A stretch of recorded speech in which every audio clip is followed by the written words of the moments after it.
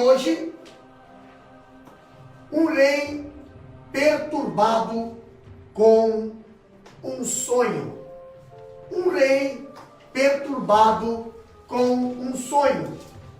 Daniel capítulo 2, versículo 1 até o 6. Acompanha conosco nesse estudo aí na sua casa, abrindo a sua Bíblia.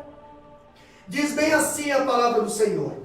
E no segundo ano do reinado de Nabucodonosor, teve Nabucodonosor uns sonhos, e o seu espírito se perturbou, e passou-se-lhe o seu sono.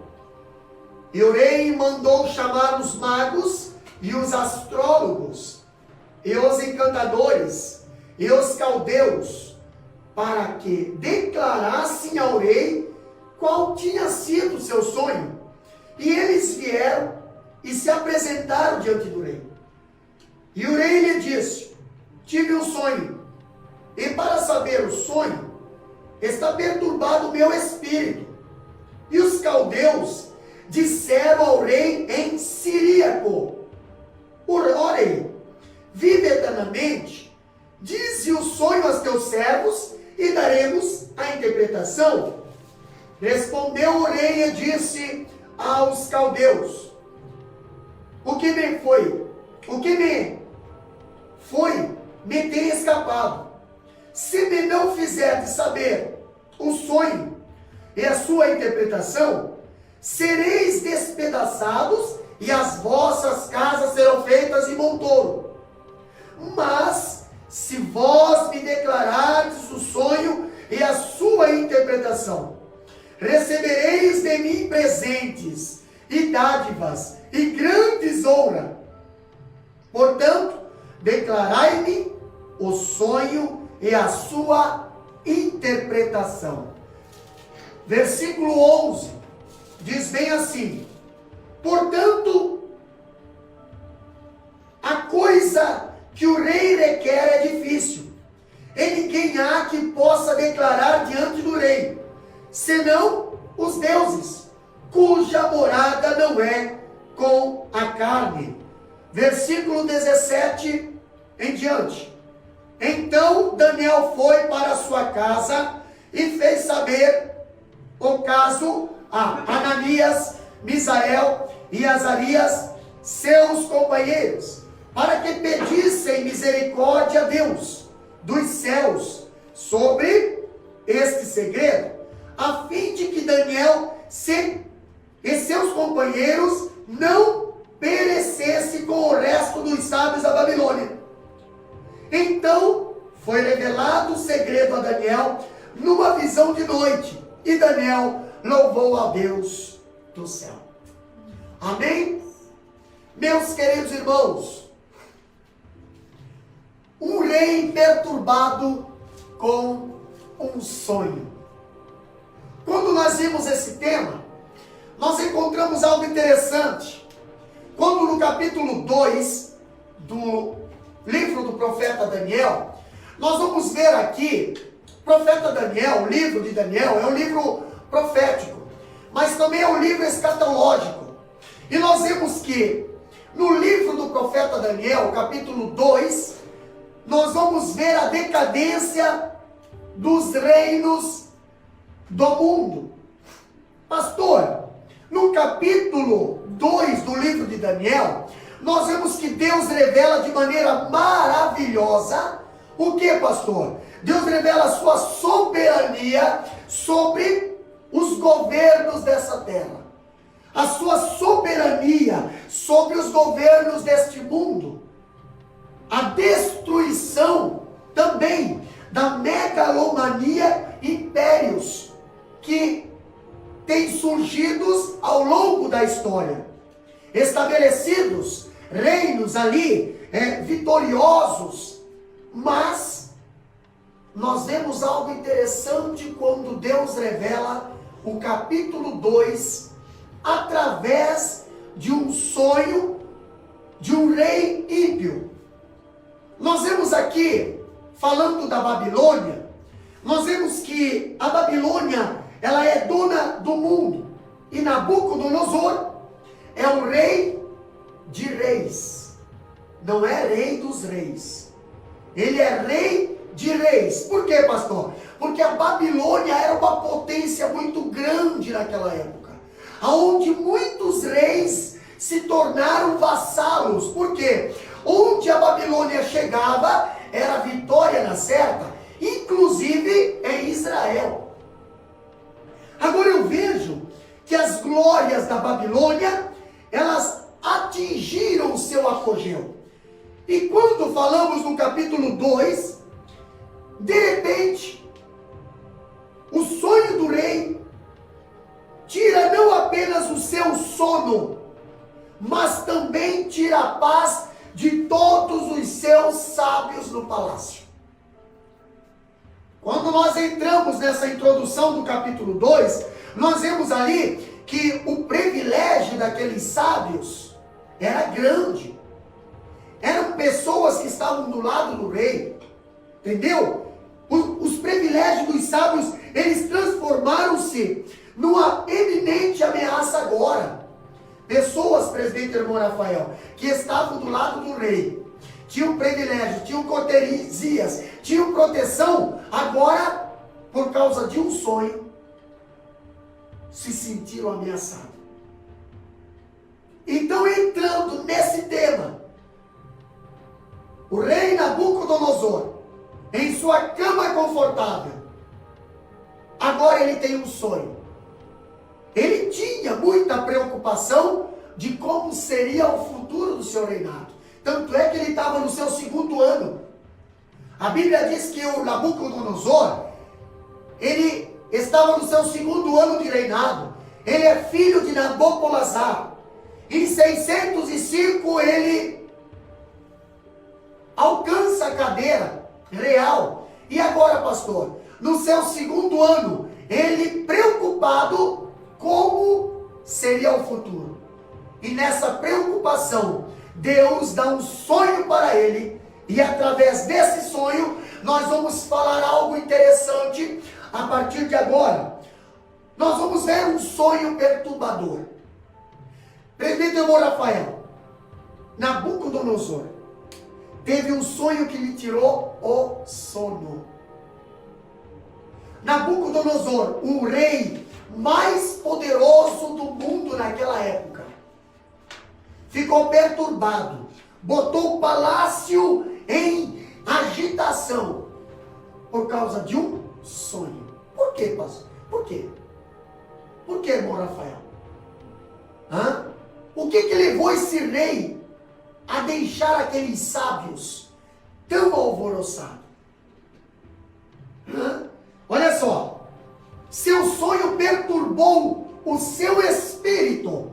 Versículo 1, lê para nós ali. Olha só o que diz o versículo 1. No 2º ano do reinado de Nabucodonosor, teve Nabucodonosor sonhos, e o seu espírito se perturbou, e passou-lhe-se o sono. O seu espírito se perturbou. Essa palavra perturbou significa o quê? Golpeou. Ela significa golpeou. O rei foi golpeado e encheu-se de quê? Ansiedade, insegurança e medo. Mas pastor, os poderosos, sim, os poderosos, chega uma hora em que o dinheiro, poder, segurança não lhe trazem respostas. O rei foi golpeado em seu conforto. O rei foi golpeado em seu sono. O rei foi golpeado em sua própria cama. Quando eu falo do rei sendo golpeado, eu vejo aqui algo interessante. Deus aflige um rei com um sonho. Nabucodonosor, ele estava em seu 2º ano de reinado, descobrindo ali o fardo do governo, bem como as consequências de suas decisões. O que a Bíblia diz em Eclesiastes 5:12, irmã Kel? nós vamos ver algo interessante. Olha só, algumas de suas apreensões lhe causavam muitas noites mal dormidas. Mas por que será? Olha o que a Bíblia diz em Eclesiastes 5:12. Quer ver? Abre a sua Bíblia aí na sua casa. E você vai ver porque muitas das vezes você não consegue dormir. Porque muitas das vezes algo te tira a paz. Quer ver? Doce é o sono do trabalhador, quer coma pouco, quer muito, mas a fartura do rico não o deixa dormir. O Senhor deu a Nabucodonosor um sonho muito vivido que ele não foi capaz de compreender, e isso o deixou angustiado. Que sonho era esse, pastor? Um sonho do futuro. Hoje vivemos em dias trabalhosos, vivemos em dias de ansiedades, vivemos em dias em que pessoas estão com seu celeiro cheio, mas ainda pensam que vai faltar pão no amanhã. Irmão Rafael, comenta sobre esse tópico. Dias de ansiedades, pessoas sem contentamentos, pessoas ansiosas, pessoas inseguras. Hoje a gente vê, as pessoas hoje, por falta de conhecimento ou palavra de Deus, que é o que é a base, né, de toda a nossa estrutura, seja emocional, seja psicológica.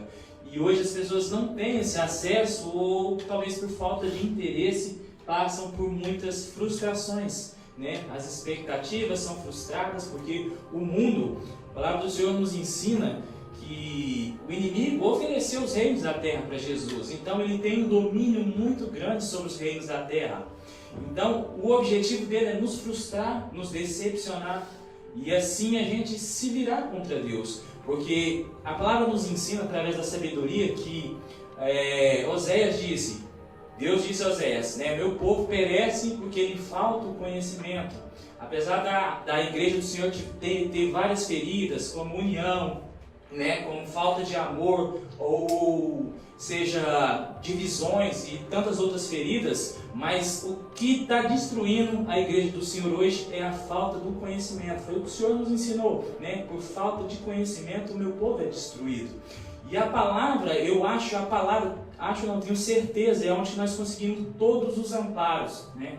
Que dá sustentação para a gente ter uma vida pautada nos caminhos bíblicos, na palavra de Deus, para que a gente tenha sucesso tanto espiritual como profissional, que tantos conceitos que a Bíblia nos ensina, né, e nos capacita, né, que a gente possa botar em prática isso. Né?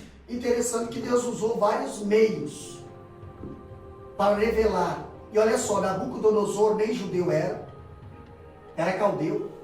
Mas pastor, Deus usa. O problema é que eles não sabem interpretar. Eles não sabem discernir o que Deus está falando. Quer ver? Qual é o exemplo? Olha, nós vemos o Senhor, ele havia dado 2 sonhos a Faraó. Faraó é um egípcio. Mas Deus deu 2 sonhos para ele, na qual só José podia interpretar. Entendeu? E os sonhos que Deus deu para os magos que vieram do Oriente, também não eram cristãos e muito menos hebreus. Eram gentios. E Deus aparece em sonho e fala para eles, não volta pelo mesmo caminho. Volta pelo outro caminho. Por quê? Porque eu estou no controle da história. Eu estou no controle das coisas. Deus deu um sonho aos magos. E eles obedeceram, mesmo não conhecendo Deus. Agora eu vejo algo interessante, que o sonho, irmã Kel, ele revelou a fragilidade dos poderosos. O sonho revelou ali a fragilidade que Nabucodonosor tinha, mesmo se achando poderoso. Quando Deus ele dá esse sonho para Nabucodonosor, nós vemos que aparentemente nada, nem ninguém podia ameaçar fortaleza do reino de Nabucodonosor. Ninguém podia ameaçar. Ninguém podia. Ele tinha o poder, ele tinha riquezas, ele tinha fama. A sua palavra era lei. Quem que se levantaria contra Nabucodonosor? As suas ordens não podiam ser questionadas. Quando eu vejo Deus dar esse sonho para Nabucodonosor, eu vejo agora, através desse sonho, o próprio rei, a própria lei, o próprio poder, a própria riqueza ser abalada. Ele sentiu que alguém maior que ele o ameaçava. Pastor, a segurança de seu império estava ameaçada por algo de fora e fora do seu controle. Entendeu? Não estava no controle dele. Algo invisível, além deste mundo. Agora eu vejo que ele ficou inseguro, inquieto e perturbado. Quer ver? Olha aqui. Observe. Os maiores homens não estão isentos, mas estão ainda mais expostos aos cuidados e aflições da mente que o perturbam, o seu descanso à noite. Enquanto o sono do trabalhador é doce e profundo, e o sono do homem sóbrio e moderado é livre dos sonhos confusos. Vamos para frente?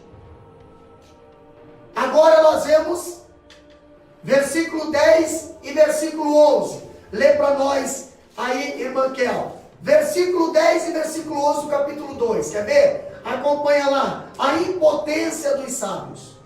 Responderam os caldeus na presença do rei e disseram: não há mortal sobre a terra que possa revelar o que o rei exige, pois jamais houve rei, por grande e poderoso que tivesse sido, que exigisse semelhante coisa de algum mago, encantador ou caldeu.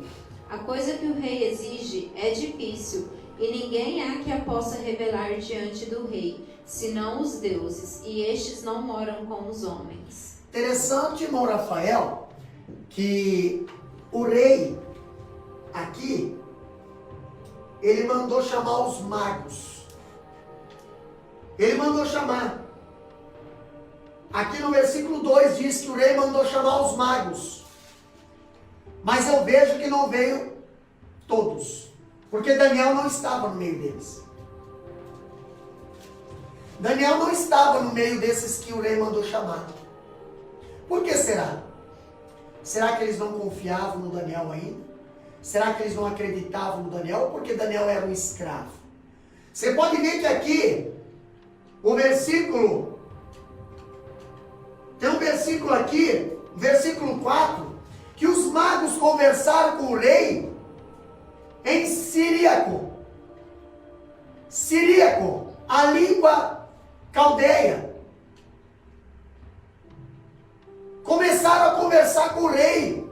Mas rei, o que aconteceu?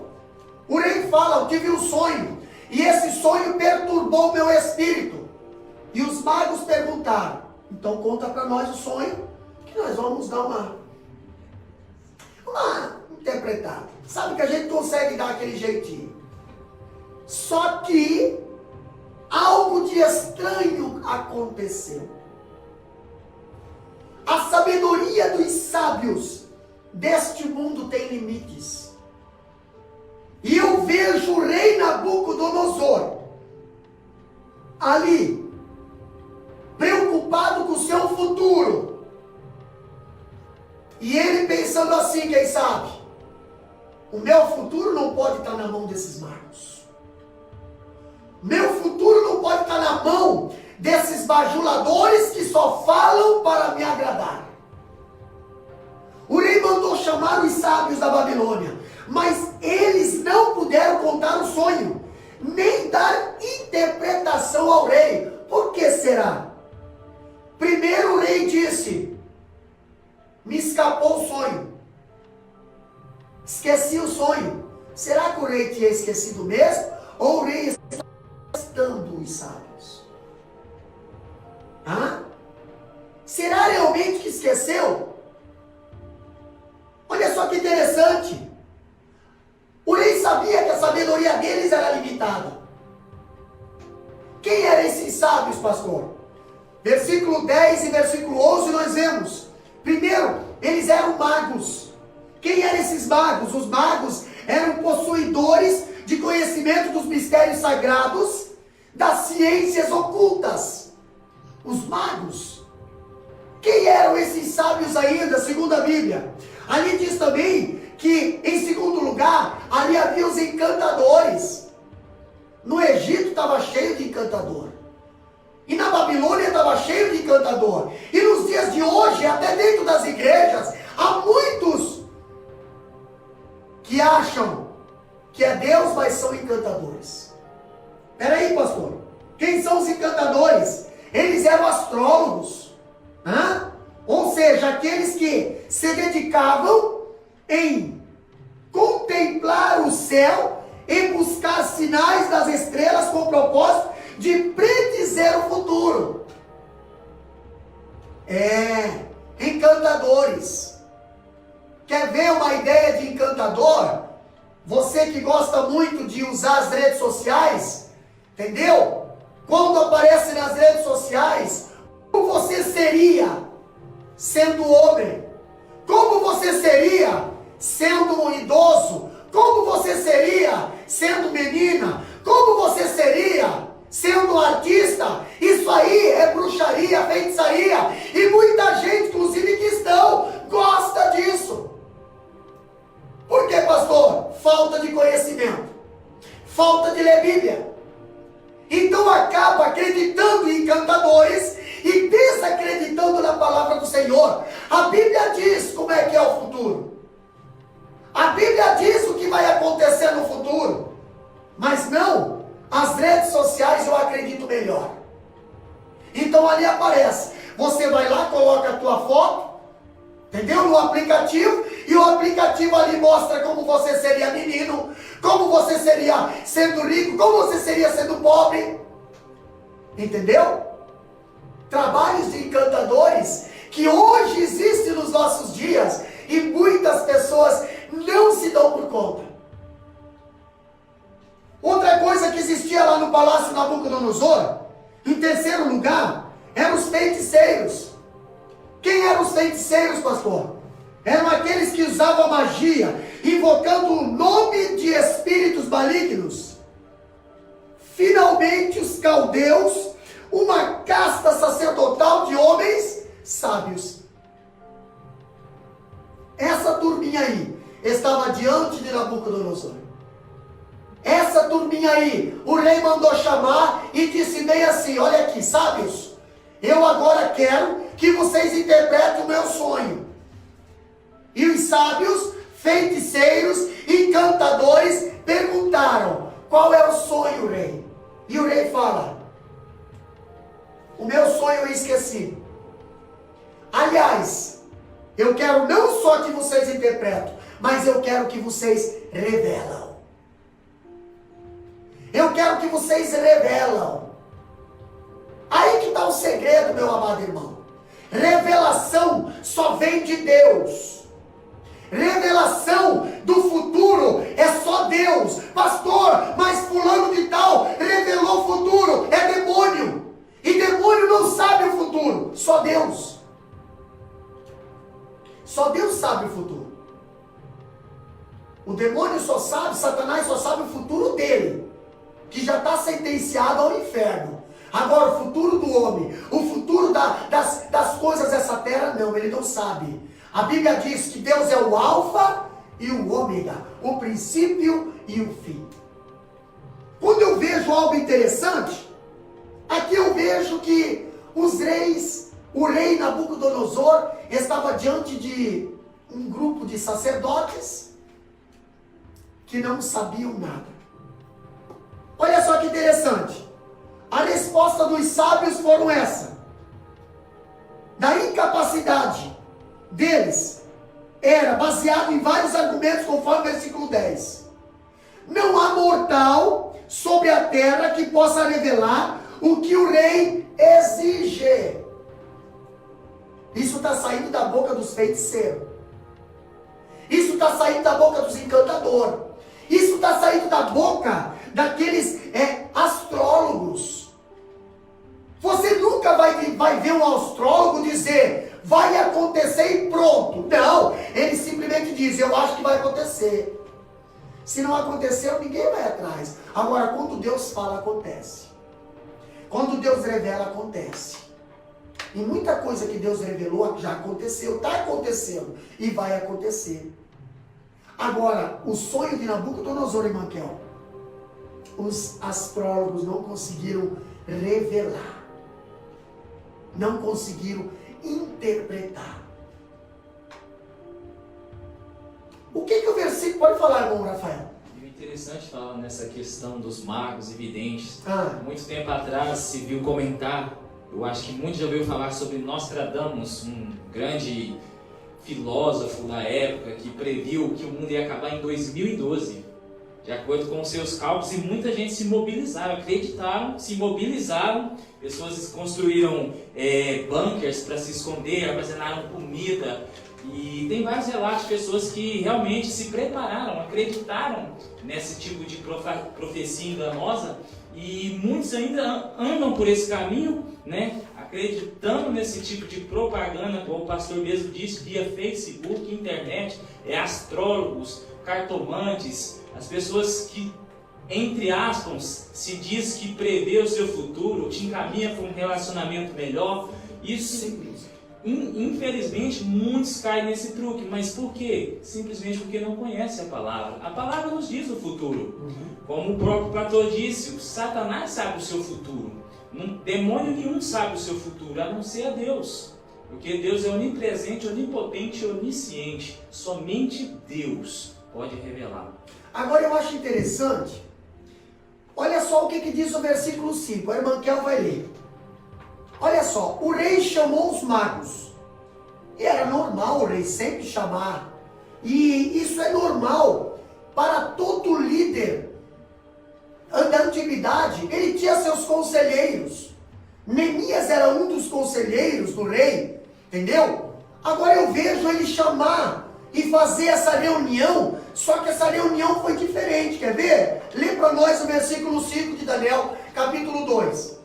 Respondeu o rei e disse aos caldeus, uma coisa é certa, se não me quiserdes saber o sonho e a sua interpretação, sereis despedaçados e as vossas casas serão feitas monturo. Olha só, o rei não estava pedindo, o rei estava obrigando.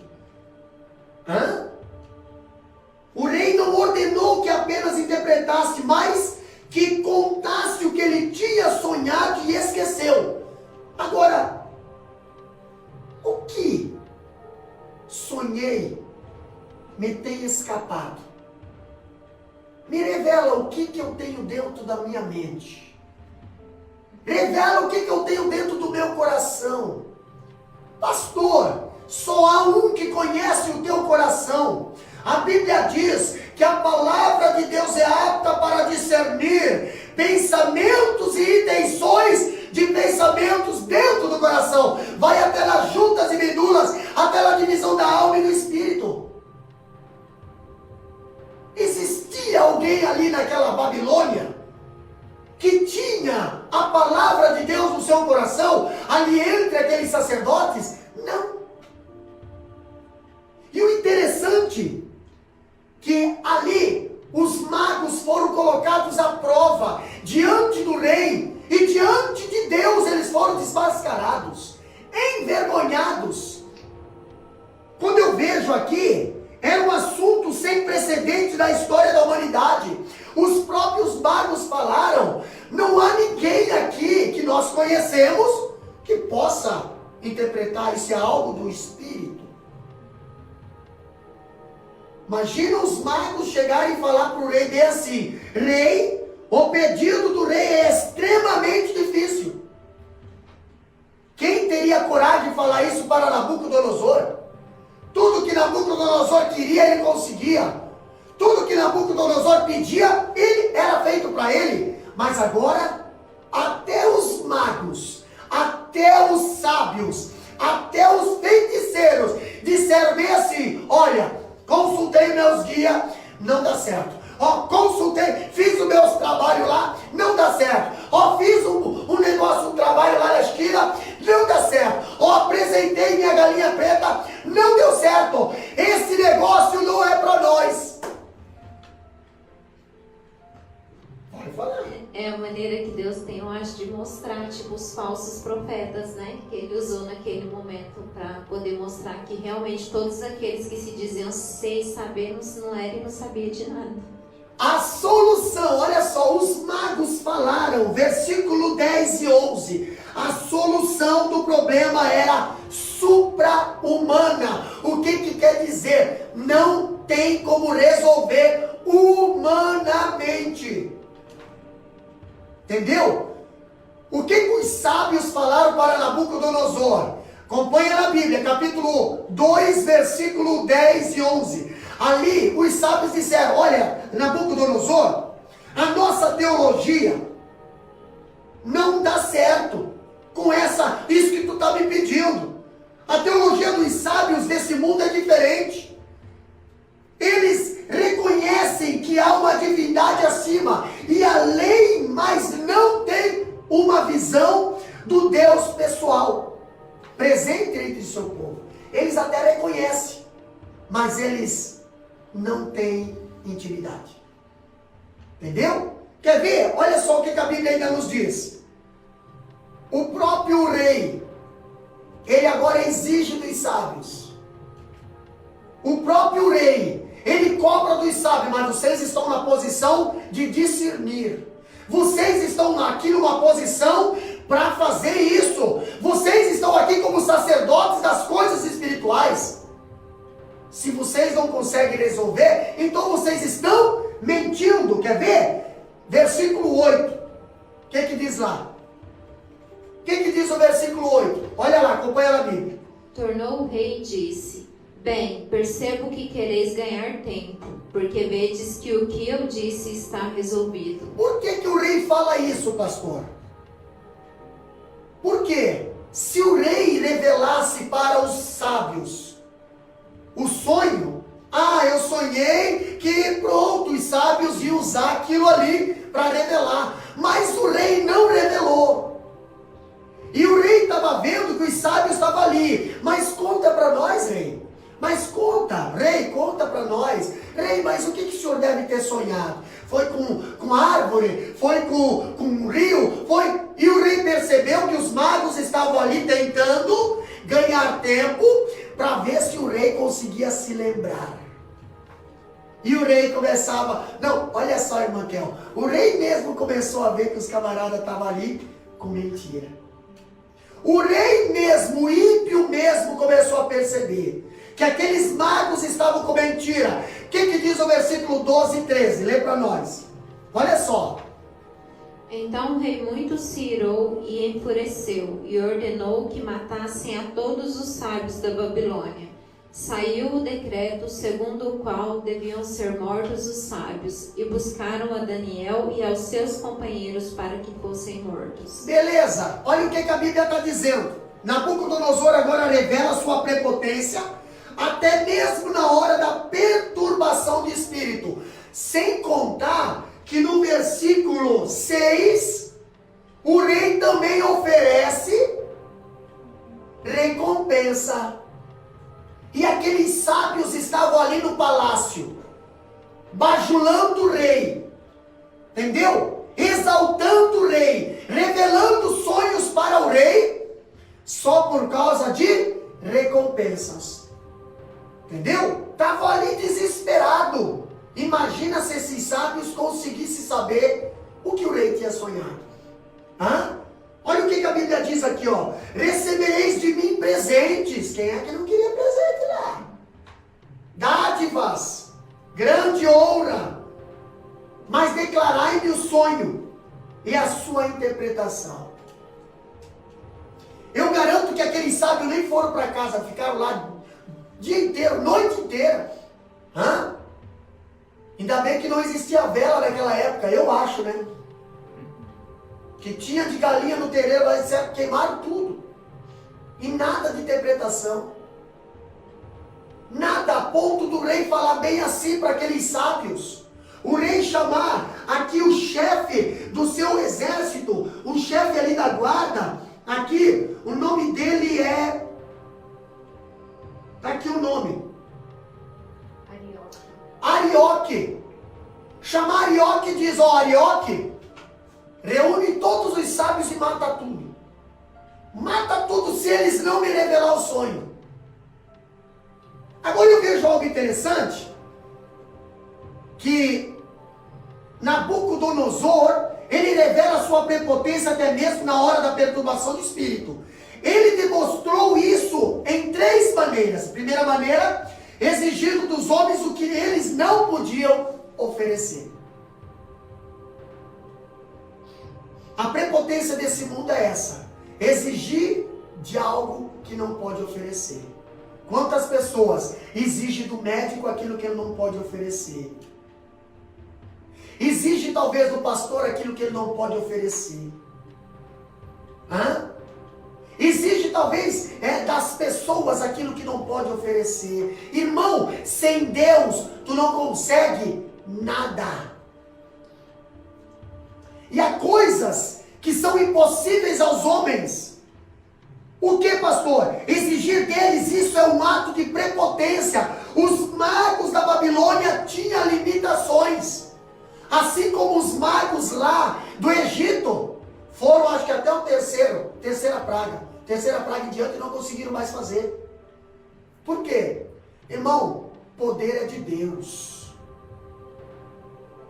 Entendeu? Satanás, ele tem poder, mas não tem todo o poder. Satanás consegue fazer milagre, o que ele não consegue é desfazer a praga. Consegue até botar praga, mas não consegue desfazer a praga. Por quê? Porque João 10:10 diz, ele vem para matar, roubar e destruir. Ele não consegue restaurar nada. Ele não consegue dar vida a nada. E ele não consegue renovar nada. Esse é o trabalho de Satanás. Qual que é o trabalho de Jesus? Dar vida e vida com abundância. Segundo ponto, eu vejo que o rei, ele começou a oferecer vantagens financeiras e promoções. Lá no versículo 6, nós vemos que o rei, ele tem poder e riquezas nas mãos. Com essas 2 armas, o mundo estava aos seus pés. Mas nem isso lhe deu a revelação do sonho. Entendeu?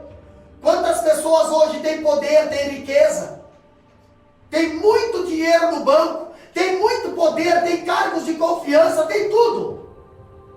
Mas chega até uma hora, até um determinado limite, dali eles não conseguem mais.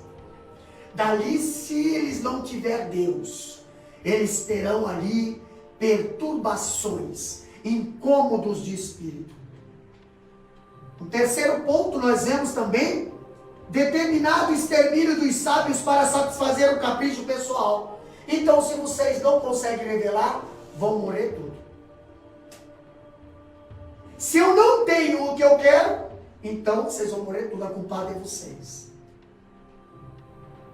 Mas ali, pastor, olha só, irmão Rafael, ali estava englobando todos os sábios, inclusive Daniel e os meninos lá. Mas eles não estavam naquela reunião. Eles não estavam ali naquela primeira reunião. Por quê, pastor? No estudo passado nós falamos que Daniel, ele propôs no seu coração não se contaminar. E eles tinham recém sido empossados ali como sábios. Entendeu? Quando eles passaram naquele teste dos 3 anos, eles estavam recente ali no palácio. Quem sabe o rei chamou só os anciões, não chamou os novatos. Não chamou o escravo, não chamou aqueles que muitas das vezes pensavam, eles não vão conseguir interpretar nada. Deveria ter chamado. E quando Arioque saiu para reunir os sábios para matar, Ele foi lá buscar Daniel. E Daniel ficou sabendo ali o que aconteceu. Entendeu? Arioque, ele falou para Daniel, o rei está muito furioso, porque os sábios não conseguiram interpretar o sonho do rei. Entendeu? Agora olha só a intervenção de Daniel. Vamos para frente? A intervenção de Daniel. Versículo 14 até o 18, nós vemos ali que Daniel ele toma 3 atitudes importantes na solução daquele grande problema. Primeira solução é, ele vai ao rei e pede tempo. Versículo 16, lê para nós ali, irmão Rafael. O que Daniel fez?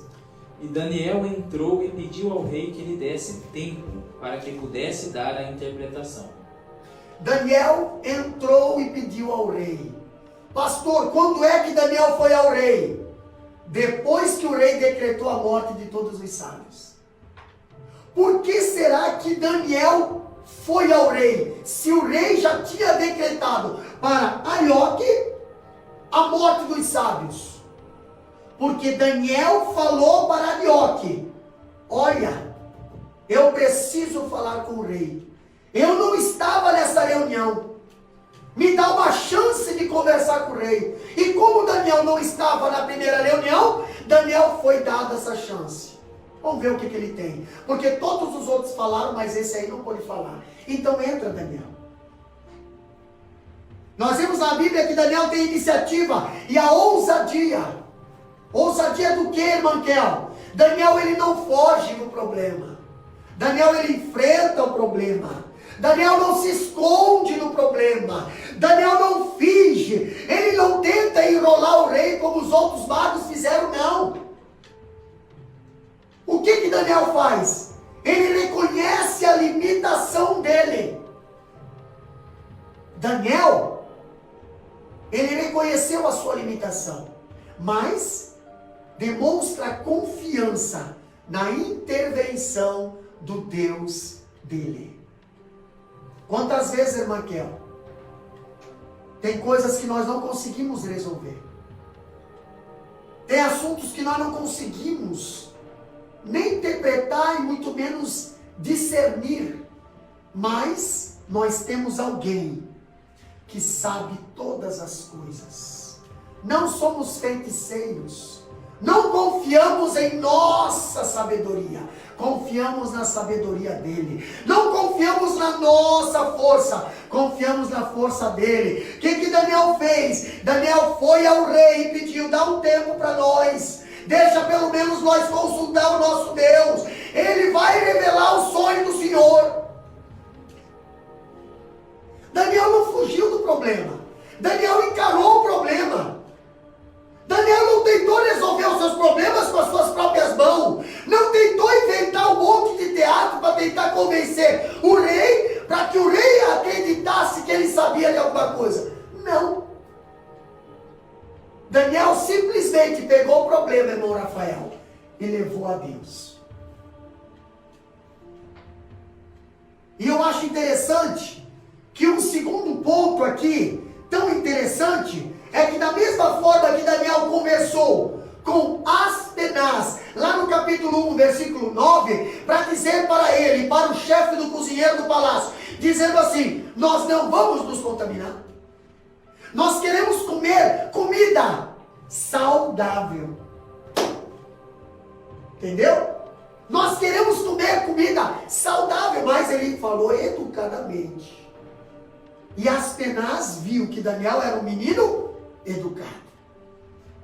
Era um menino que respeitava. Então ele cedeu e ficou lá 3 anos comendo e só legumes.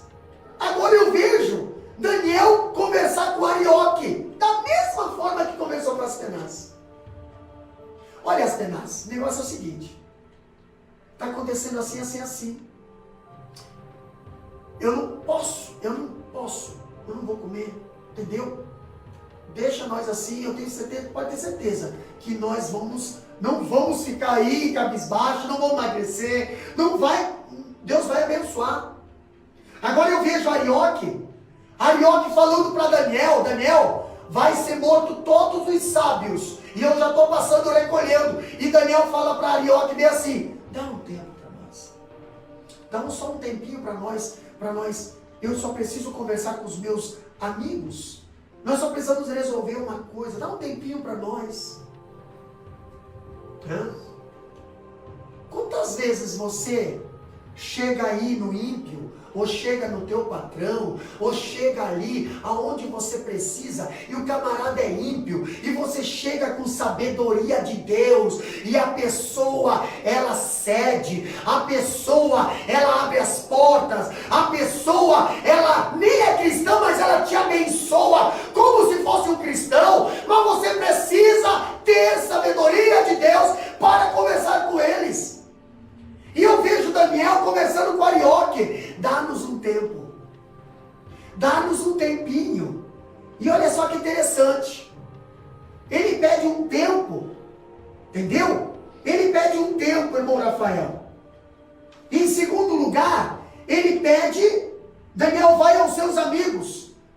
O que diz ali no versículo 17? Lê para nós e já comenta para nós. Versículo 17. Então Daniel foi para sua casa e fez saber o caso a Ananias, Misael e Azarias, seus companheiros. Companheiros, não dá para revelar certas coisas para qualquer um, não. Entendeu? Coisas espirituais não dá para conversar com pessoas que não entendem de coisas espirituais. Coisas de Deus não dá para conversar com pessoas que não entendem coisas de Deus. Entendeu? Assunto sério tem que conversar com quem leva a sério os assuntos de Deus. Assuntos que precisam de intervenção de Deus, você precisa conversar com alguém que está à disposição e ligado em comunhão com Deus. Daniel não poderia recorrer para os outros israelitas, porque os outros israelitas tinham cedido aos manjares do rei. Qual seria a opinião dos outros? Iam dizer bem assim: rapaz, não sei não. Pergunta para os sábios lá. Mas Daniel não. Daniel foi para os amigos que eles sabiam que tinham comunhão, que tinham santificação, que tinham separação das coisas idólatras da Babilônia. E o que Daniel pediu? Daniel pediu tempo para o rei. E Daniel pediu oração para os seus amigos. Quando para o mundo só resta o desespero, para os filhos de Deus ainda há um recurso: oração. A medicina desenganou, ainda há um recurso: oração. Entendeu? Teu casamento está destruído, ainda há um recurso: oração. Família, desemprego, pandemia, ainda há um recurso: oração. Mas você precisa procurar quem gosta de orar. E Daniel procurou quem gosta de orar.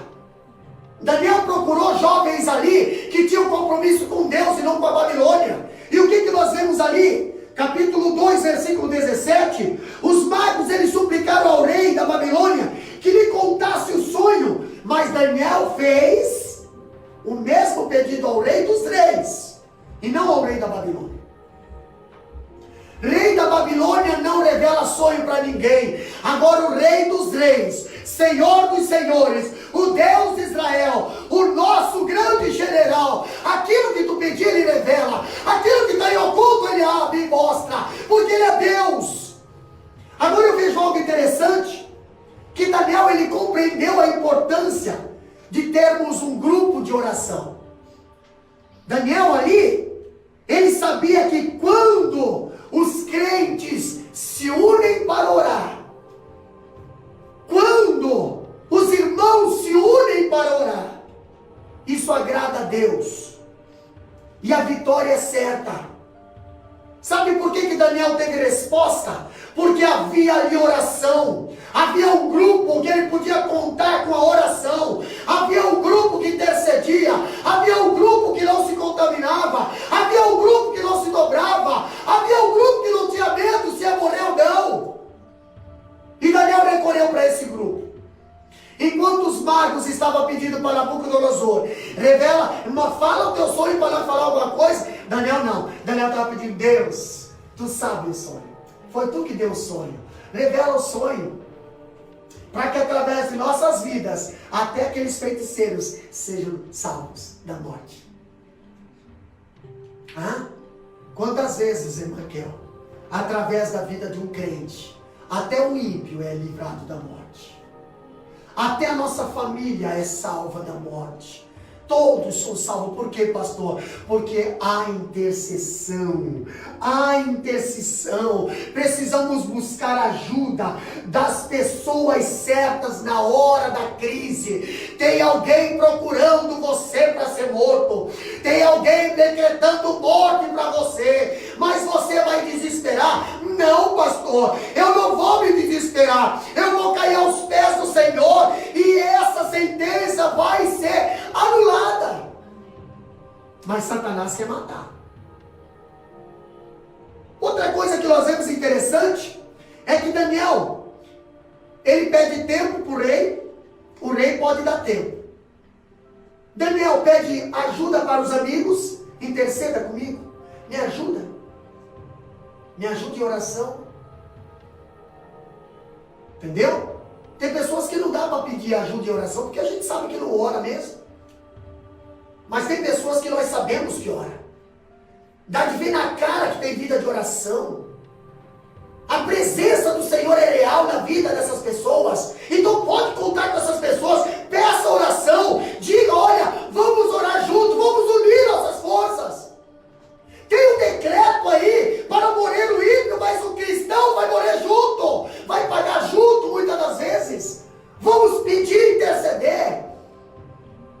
E aqueles jovens, eles caíram na intercessão, caíram na oração. Pastor, Daniel pediu tempo ao rei. Daniel pediu para que os amigos ajudassem a oração. E agora? Agora Daniel pede a Deus. Agora Daniel pede ao rei dos reis. O que ele pede, pastor? Misericórdia. Tem misericórdia. Comenta aí, irmã Kel. Tem misericórdia de mim. Tem misericórdia dessa nação. Tem misericórdia desse governo. Tem misericórdia da minha família. Tem misericórdia da minha saúde. Ele clamou a Deus pela misericórdia, que ele sabia que só, igual o pastor falou, só Deus poderia revelar ele, né? E através dele sendo revelado, o nome de Deus seria glorificado e todos aqueles iam ver que existia realmente um Deus verdadeiro no céu. Daniel pede misericórdia a Deus, irmão Rafael. Misericórdia por quê? Porque até ele sabia que se dependesse dele, não ia haver revelação ali. O interessante é que em momentos decisivos na cronologia bíblica, os homens e mulheres de Deus se destacam. Outro exemplo claro foi Esther. Perante a armadilha de Amã, vamos jejuar. Vamos jejuar que só Deus pode nos livrar. E tinha uma forca. Tinha uma forca preparada. E Deus livra. O interessante é que Deus livra. Em momentos decisivos, com certeza nas nossas vidas, na vida dos nossos familiares, levantarão pessoas de Deus em oração e de intercessão para que Deus, possa mover a sua mão sobre as nossas vidas e estar nos livrando, como livrou Daniel, Sadraque, Mesaque e Abednego da fornalha. E assim é a vida dos homens de Deus, Agora Daniel ora a quem? Pastor, a quem que eu vou fazer a oração? Não vai fazer que nem Arão, lá no deserto. Porque Arão estava fazendo oração à pessoa errada. Arão estava orando para o bezerro. Não, a Bíblia diz que Daniel ora ao Deus dos céus. Babilônia estava cheio de Deus ali. Mas Daniel sabia identificar qual era o Deus verdadeiro. Daniel sabia onde vinha a verdade. O nosso Deus está acima dos céus. Isso é, acima do sol, da lua, das estrelas e dos babilônicos, dos deuses babilônicos, que o próprio Nabucodonosor adorava. Daniel pediu a Deus do céu. Enquanto os caldeus ali na Babilônia, eles adoravam aos astros, Daniel adorava ao Deus Criador dos astros. Enquanto os babilônicos adoravam o sol, adoravam a lua, adoravam as estrelas, adoravam o rio, adoravam os peixes, adoravam ali, o Daniel adorava o Criador desses aí. Saiba adorar. Saiba identificar o Deus dos deuses e vai direto à fonte da verdade, vai direto à fonte do milagre. Não perca tempo com idolatria, vai direto ao Deus vivo, o Deus criador que fez os céus e a terra. Daniel foi direto. Daniel chega a Deus pedindo misericórdia, com humilhação. Daniel, a oração é um ato de humildade e não de arrogância. Agora eu vejo algo interessante. A oração de Daniel. Quando eu vejo a oração de Daniel, eu vejo gratidão. Nós louvamos aqui o louvor. Mais grato a ti. Mais grato a ti. A oração de Daniel, quem sabe será que havia? Oh meu Senhor, dai-me mais gratidão por tudo que tu fizeste por mim. Será? Daniel fez uma oração de gratidão. Versículo 19 ao 23. Quer ver? Dá uma lida lá. Irmã Kel vai ler para nós aqui. Olha a oração que Daniel fez. Então foi revelado o mistério a Daniel numa visão de noite. Daniel bendisse o Deus do céu. Disse Daniel: seja bendito o nome de Deus, de eternidade a eternidade, porque dele é a sabedoria e o poder. É ele quem muda o tempo e as estações, remove reis e estabelece reis. Ele dá sabedoria aos sábios e entendimento aos inteligentes. Ele revela o profundo e o escondido. Conhece o que está em trevas e com ele mora a luz. A ti, ó Deus de meus pais, eu te rendo graças e te louvo, porque me deste sabedoria e poder, e agora me fizeste saber o que te pedimos, porque nos fizeste saber este caso do rei. Olha só como é que foi a gratidão de Daniel na oração.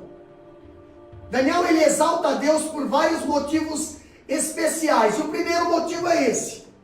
Daniel, ele bendiz a Deus, tá? Porque ele conjuga poder e sabedoria. Poder e sabedoria. Poder e sabedoria. Poder e sabedoria. Pastor, Nabucodonosor tinha poder, mas não tinha sabedoria.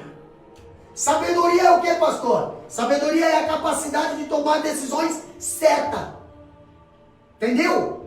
E poder.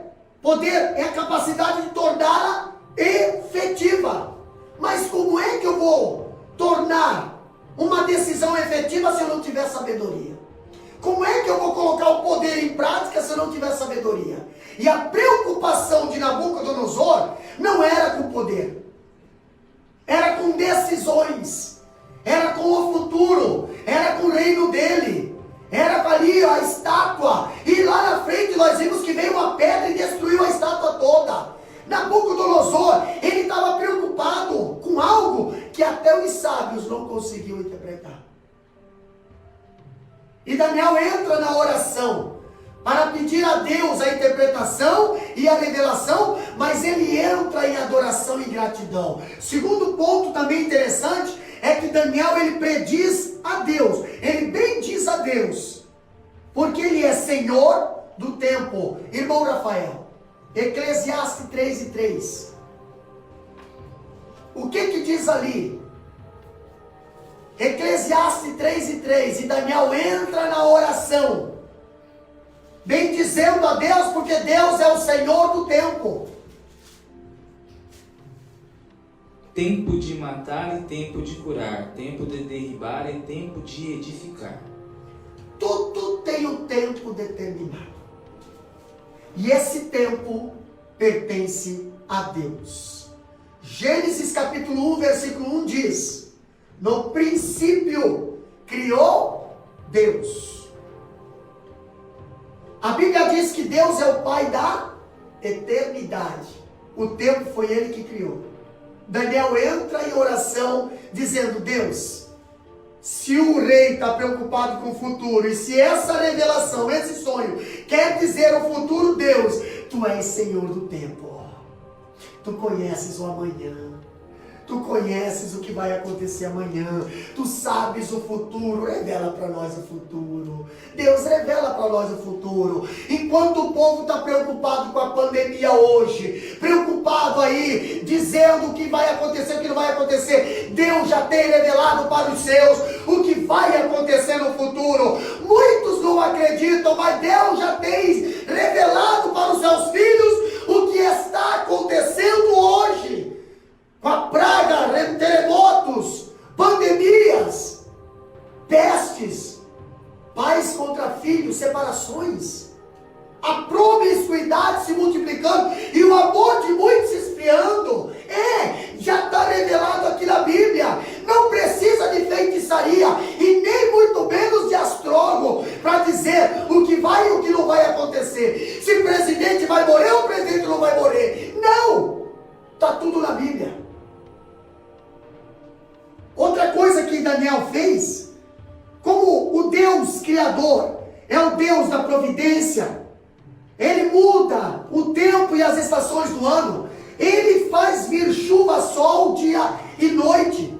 Outra coisa que Daniel fez também, ele bendiz Deus, porque Ele é o Senhor da história. Você sabia que a tua história, Deus já deu início antes de você ser concebido pelo pai e a mãe? Jeremias 1:5. O que é que diz lá? Jeremias 1:5. Ele é Senhor da história, da minha e da tua história. Antes que eu te formasse no ventre, eu te conheci.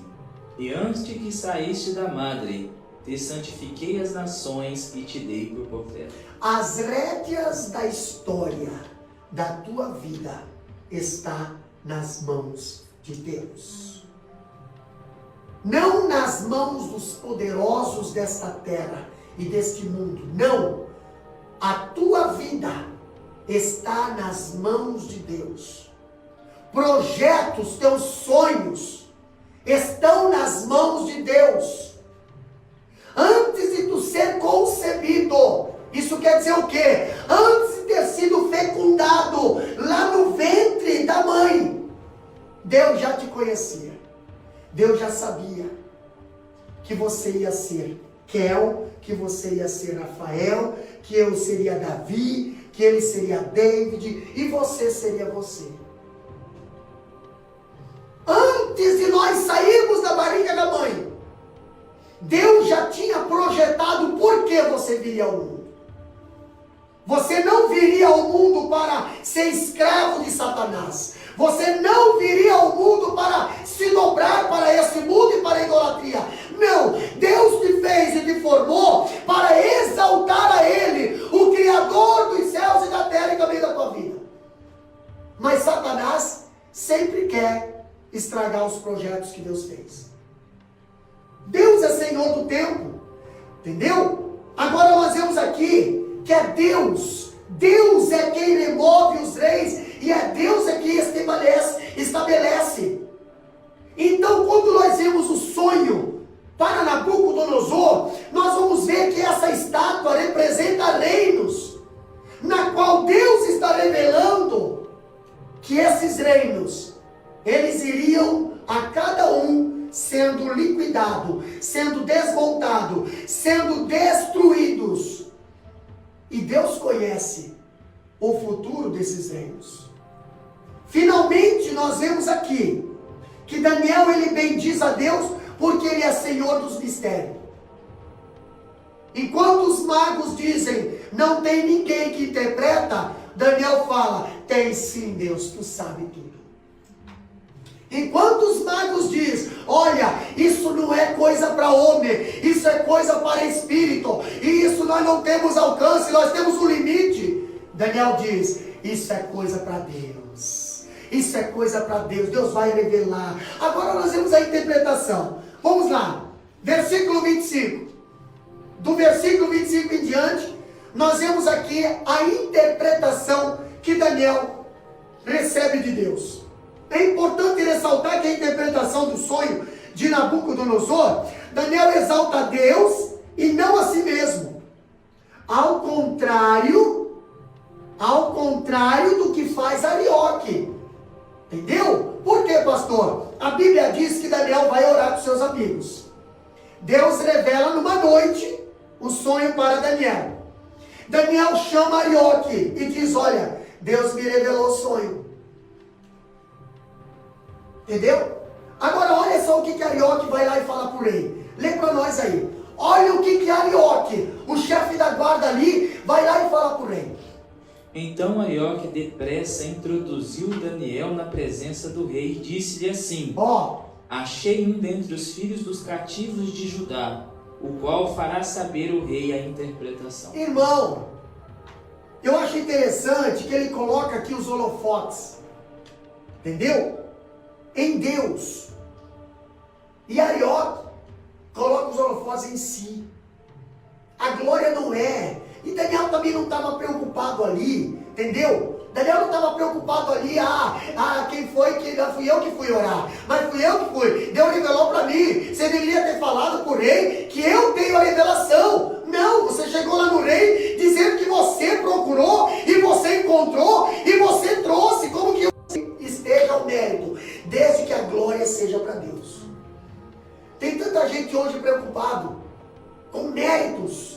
Mas isso aqui fui eu que fiz. Mas isso ali fui eu que fiz. Mas esse trabalho fui eu que abri. Mas aquele trabalho fui eu que abri. Irmão, mérito precisa ser dedicado a Deus.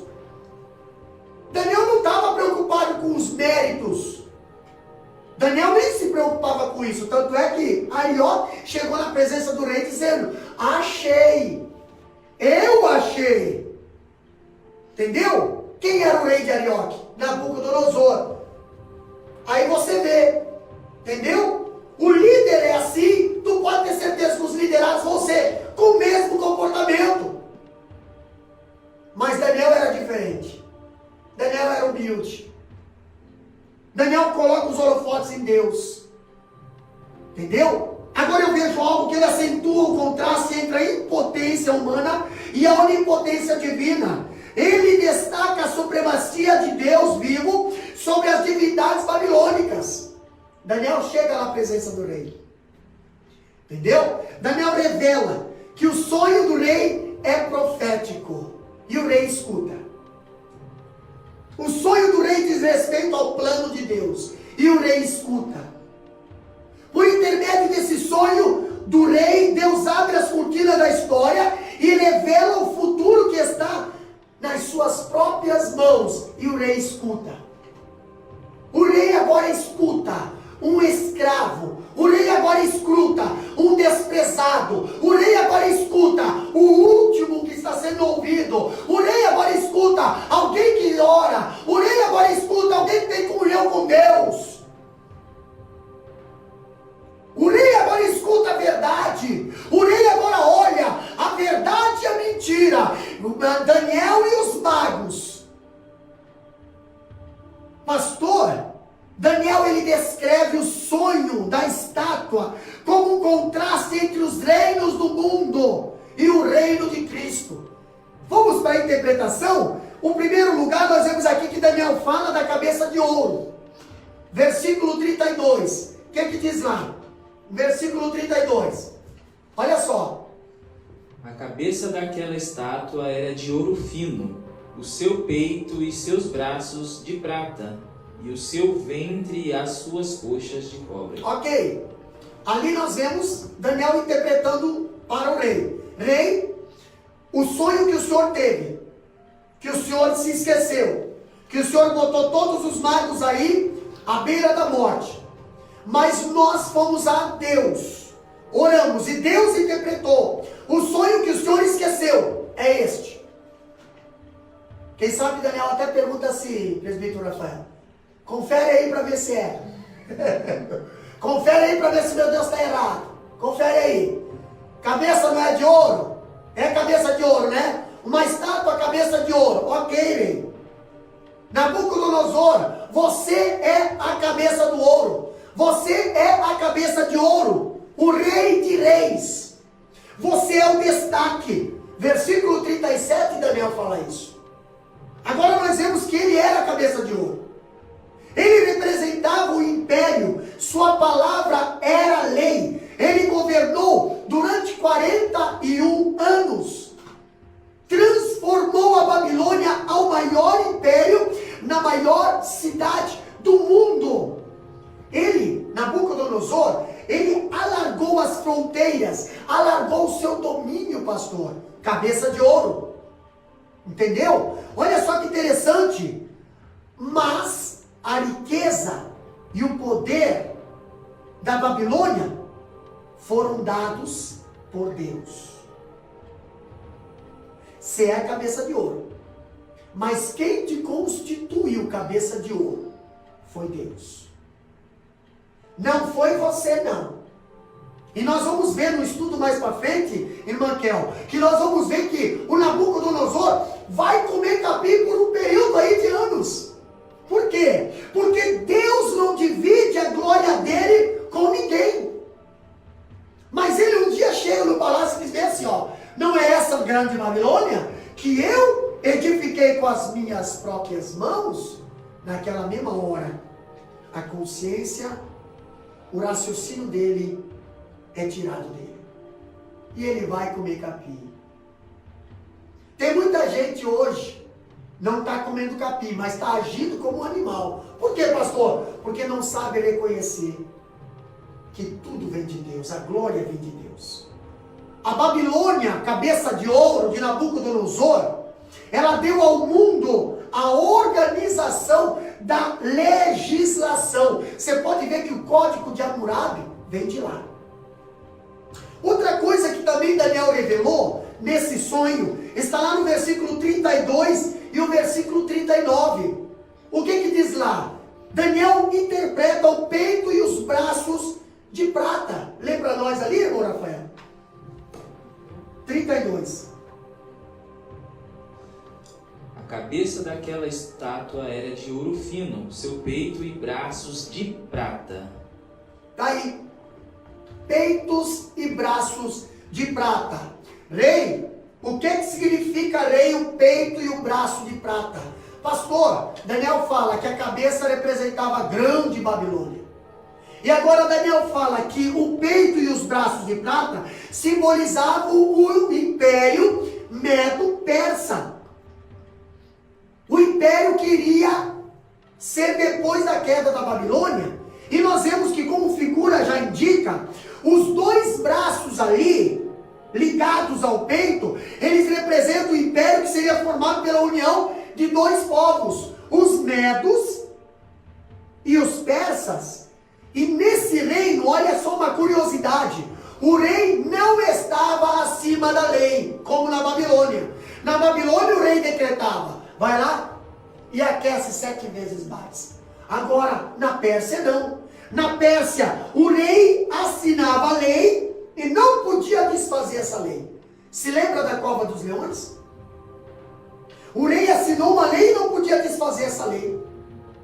Entendeu? A lei da Pérsia era mais poderosa do que o próprio rei da Pérsia. Entendeu? Ela era maior do que o próprio rei. O rei tinha menos autoridade. Você dá para ver. Prata é mais inferior que o ouro. Ele tinha menos autoridade. O Império Medo-Persa deu ao mundo o aperfeiçoamento do sistema tributário. A tributação começou muito forte ali mundialmente através do Império Medo-Persa. Mas espera aí, tem mais partes do corpo da estátua. Quando nós vemos no versículo 33, 32 ainda, Daniel ele fala do ventre e o quadril de bronze. O que diz lá? Seu ventre e as suas coxas de cobre. O que representa o ventre e as coxas de cobre? Está aí mais ou menos no desenho, aí atrás. O que representa o ventre e as coxas de cobre, pastor? Representa aqui o Império Grego, estabelecido por Alexandre Grande em 333 a.C. Alexandre Magno dominou o mundo inteiro, mas esse reino desintegrou-se com a sua morte. E ali nós vemos o Império Grego, ele deu ao mundo a cultura, a língua e os jogos. Entendeu? Ele explodiu a partir do Império Grego. Nós vemos ali que até no Novo Testamento existe ali alguma coisa escrita em grego. Agora eu vejo, pastor, Daniel interpretando o sonho para Nabucodonosor dos impérios futuros. Mais alguma coisa Daniel fala lá no versículo 33. Ele fala ali, ele interpreta o significado das pernas de ferro e dos pés de ferro misturado com barro. Olha só o que diz lá. As pernas de ferro e seus pés em parte de ferro e em parte de barro. Esse império, meus amados irmãos, vocês que estão ouvindo aí esse estudo bíblico sobre o livro de Daniel, esse império, ele é mais detalhado. Primeiro, cabe-lhe mais importância que os outros, porém, trata-se do Império Romano. O Império Romano era mais forte, entendeu? Era mais forte dos quadros. Agora eu vejo, mas internamente seu valor era inferior aos seus predecessores. Entendeu? O ferro, ele é mais forte que o ouro, que o bronze e que a prata. Porém, ele tem menos valor. Esse império representa o Império Romano. Entendeu? Inteiramente seu valor era inferior aos seus predecessores, como o ferro é inferior aos outros metais. Porém, ao mesmo tempo, o Império Romano era forte como o ferro na área de militar, na área de exército, leis, organizações políticas, mas nós vemos um débil como o barro. Por que, pastor? Eu vejo ali um baixo nível moral. Se lembra que os pés, está ali no design, ali no desenho, os pés de ferro era misturado com barro. O ferro quer dizer o quê? Força. Mas o barro quer dizer o quê? Nível moral, fragilidade. O Império Romano, ele deu ao mundo o aperfeiçoamento do quê? Legislação e o direito romano. Pastor, outra coisa interessante que nós vemos Daniel ainda interpretar para o rei Nabucodonosor, era algo que precisa ser interpretado espiritualmente. Quer ver? Versículo 34, 35. Lê para nós lá. O que diz lá? Estava vendo isso quando uma pedra foi cortada sem mão, a qual feriu a estátua nos pés de ferro e de barro, e a esmiuçou. Estava vendo isso, entendeu? Quando uma pedra foi cortada e veio aos pés da estátua e esmiuçou a estátua. Pastor, qual é o significado dessa pedra? É muito importante, mas é simples de nós interpretarmos essa palavra. Ela representa o reino de Cristo que vem e destrói todos os outros reinos e enche toda a terra. Essa pedra que vocês estão vendo aí, que está destruindo desde a Babilônia, Pérsia, desde os gregos e até o Império Romano, nós vamos ver aqui que essa pedra, o reino de Cristo já veio. Com o nascimento de Jesus, o reino foi estabelecido nessa terra. Jesus veio aqui apresentar o reino do seu Pai, o reino dos céus. Se lembra que lá em Mateus capítulo 4, versículo 4, Satanás queria apresentar o reino dessa terra e Jesus falou, não, eu pertenço àquele. Mas adora a mim que eu te dou o reino dessa terra. Não, eu tenho o reino. Jesus fala, o meu reino não é daqui, eu não sou deste mundo. Pastor, quantas pessoas hoje têm se dobrado ao reino de Nabucodonosor, têm se dobrado ao reino da Pérsia, têm se dobrado ao reino da Grécia, têm se dobrado ao reino da Roma. Pastor, nosso reino não é daqui, o nosso reino é lá no céu. E Jesus veio estabelecer esse reino.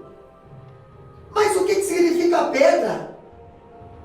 A pedra que está derrubando a estátua representa a segunda vinda de Jesus, não o arrebatamento, porque o arrebatamento, Jesus não virá na terra.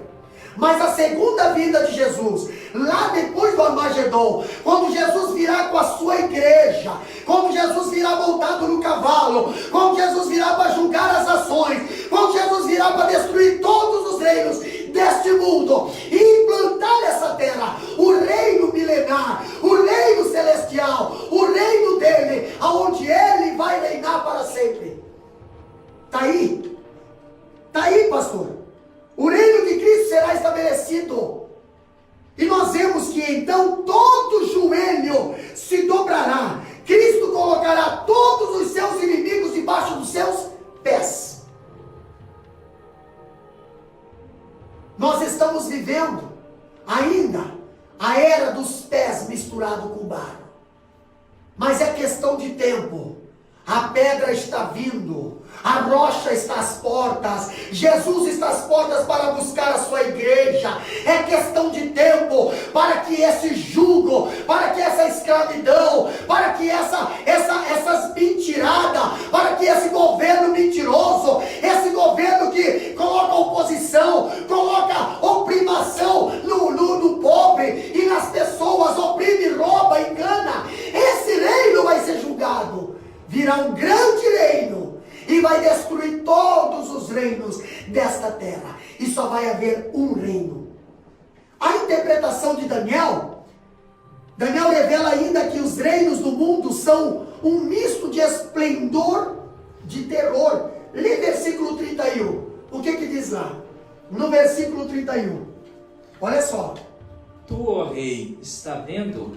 Eis aqui uma grande estátua.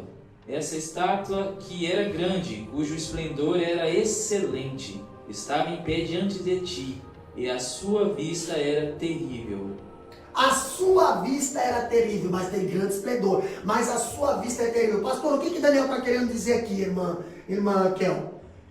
Não é diferente hoje. As nações mais ricas do mundo sugam e ali, como sanguessugas, as nações mais pobres. Entendeu? Olha só que interessante. Mais do que isso, nossas conquistas também são construídas como grande risco para nós mesmos. Quer ver? Nós conquistamos espaço, mas construímos bombas mortais. Inventamos o avião, mas o avião é usado para guerra. O que mais? Inventamos indústrias maravilhosas, mas poluímos o meio ambiente. Além disso, usamos o poder e a riqueza para oprimir os fracos. Quem tem mais, suga de quem tem menos. É assim que está hoje o dia das nações. Fato digno de nota é que os reinos do mundo são descritos de cima para baixo. E nós estamos bem pertinho do chão. Por quê, pastor? Porque os reinos deste mundo não têm mais nenhum valor. Não tem mais autoridade, não tem mais verdade. Não tem mais justiça. Hoje é feita uma lei para desfazer outra. Entendeu? Hoje o que é certo é tido como errado e o que é errado é tido como certo. Hoje a família não tem mais valor.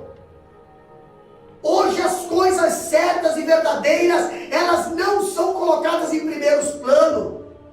A moralidade hoje, ela não é mais motivo de você zelar, mas a imoralidade sim.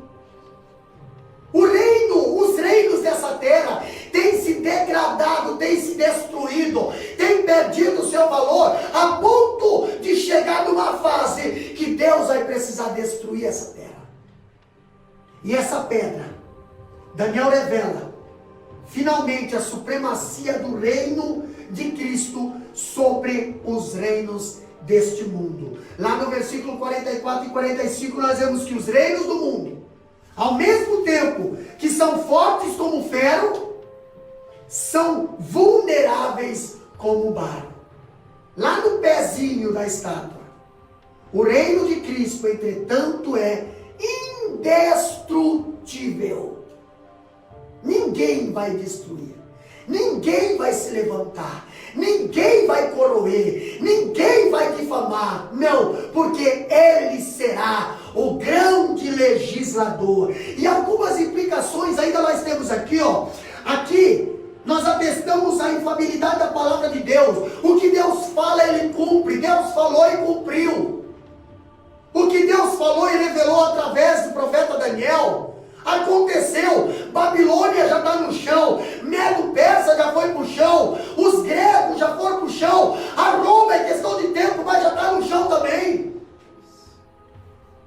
E o reino de Cristo? O reino de Cristo está aí, indo, crescendo. A Bíblia diz que o reino do Senhor, ela vem para vencer as obras do inimigo, vencer as artimanhas de Satanás. O reino deste mundo não prevalecerá contra a igreja do Senhor. Meus queridos irmãos, aprendemos por intermédio desse texto que a história está nas mãos de Deus. Depreendemos desse sonho, Nabucodonosor, que Deus, quando ele revela, ele cumpre o que revelou. A história tem o controle, e o controle está nas mãos do Senhor. O controle não está nas mãos de magos. O controle não está na mão de feiticeiro. O controle não está na mão de pessoas que mentem. Não, pastor. O controle está nas mãos de Deus.